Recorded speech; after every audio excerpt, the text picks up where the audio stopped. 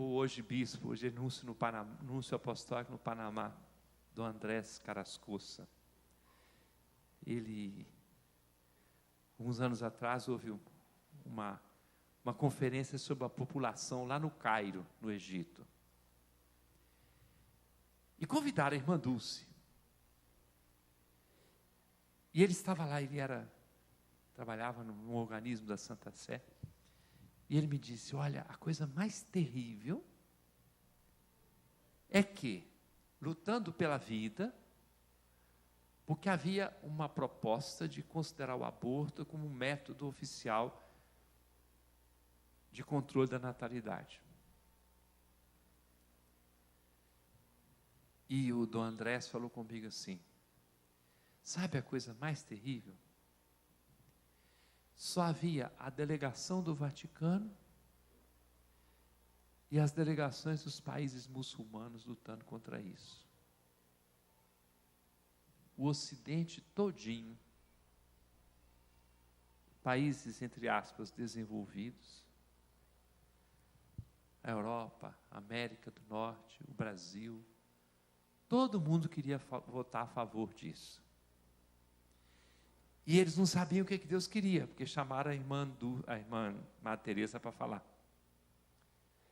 Ela chegou lá encurvadinha, custou a chegar perto do microfone e falou assim, olha, eu ouvi falar que vocês querem que o aborto seja método anticoncepcional oficial no mundo, por orientação da ONU. Eu vim aqui só para vocês darem um recado para as mulheres que estiverem grávidas. Esperem a criança nascer e me entreguem que eu cuido. Muito obrigado. Tchau para vocês.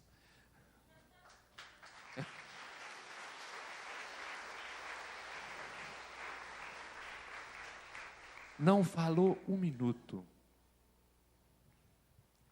Mas a inteireza dessa mulher, a inteireza dela. Dom Andrés falou comigo, naquele momento, virou a conferência sobre população. E ele dizia, o mundo deve a ela o fato de que isso não se tornou oficial. Não estou dizendo que não façam. Fazem. Mas ele disse assim para mim, você não imagina o que significa uma mulher comprometida com a verdade. Comprometida com a verdade. Ela vive e faz as coisas, transmite, comunica. É honestidade, retidão de consciência, compromisso com a verdade, coerência. Volta a João Batista. Qual foi o fim da vida dele? Perdeu a cabeça, literalmente. Foi levada numa bandeja a cabeça de João Batista. É o máximo da realização. Perder a cabeça.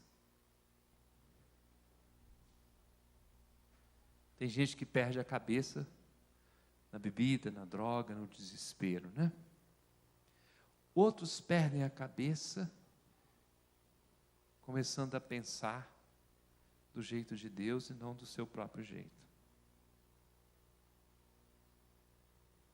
Vou dizer a vocês uma coisa. Há quantos anos eu estou acompanhando pessoas que se consagram a Deus e por um carinho da providência acompanhando as novas comunidades? Eu posso dizer-lhes que eu não sei quantas pessoas eu encontrei pela vida fora, nessas realidades ou em outras, que descobriram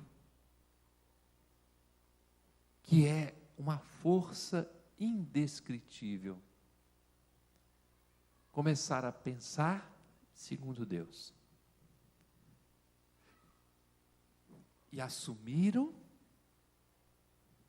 como o caminho da sua vida, porque tiveram a convicção de que basta dizer, Ele me amou e se entregou por mim.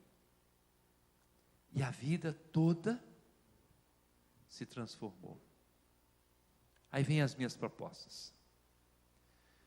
Que você que está aqui, ou que me acompanha de casa, aceite um projeto de personalidade. A partir de um João Batista, de um São Paulo, de uma Madre Teresa de Calcutá, a partir de uma irmã Dulce, que vai ser beatificada no mês de maio, ou que figura João Paulo II, transformar a sua vida num projeto de santidade.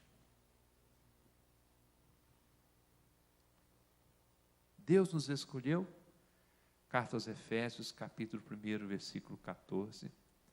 Deus nos escolheu para sermos santos e imaculados a seus olhos no amor. Não há perfeição humana maior do que a santidade. João Paulo II dizia, é preciso programar a santidade, caminhar para isso. E a igreja e as comunidades têm que ser escola de santidade. Sabemos que só se chega à santidade pela graça, porque não é o esforço que eu sozinho posso fazer. É Jesus Cristo, pela sua morte e pela sua ressurreição, que santifica os homens, pelo dom do Espírito Santo. Eu preciso pedir essa graça. Nós somos santos em Cristo. Somos santos em Cristo. É nele que nós somos santos. É a santidade do nosso... Nós somos santos pela graça do nosso batismo. E é só quando eu acolho essa santidade que é dom de Deus, é que eu vou buscar a chamada santidade moral. É a progressiva purificação. Que o santo se santifique cada vez mais. São Paulo fala disso, usando outras expressões, por exemplo, nós somos feitos novas criaturas.